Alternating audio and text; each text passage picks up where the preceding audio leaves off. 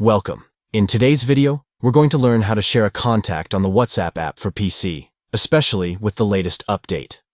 Sharing contacts is a great way to help friends or colleagues connect easily, and I'll show you how to do it step by step. Let's dive in. First, open the WhatsApp app on your PC.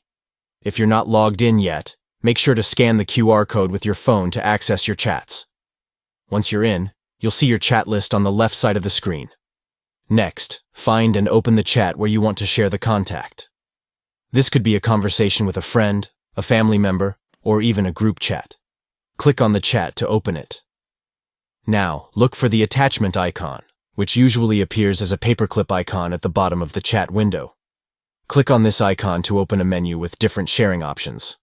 After clicking the attachment icon, select Contact from the menu. This will bring up your contact list, allowing you to choose which contact you'd like to share. Finally, scroll through your contacts and select the one you want to share. Once you've chosen the contact, click on Share. And just like that, your contact information will be sent in the chat, making it easy for the recipient to connect with them. If you found this video helpful, don't forget to hit the like button and subscribe for more tips and tricks on WhatsApp and other applications. Happy sharing!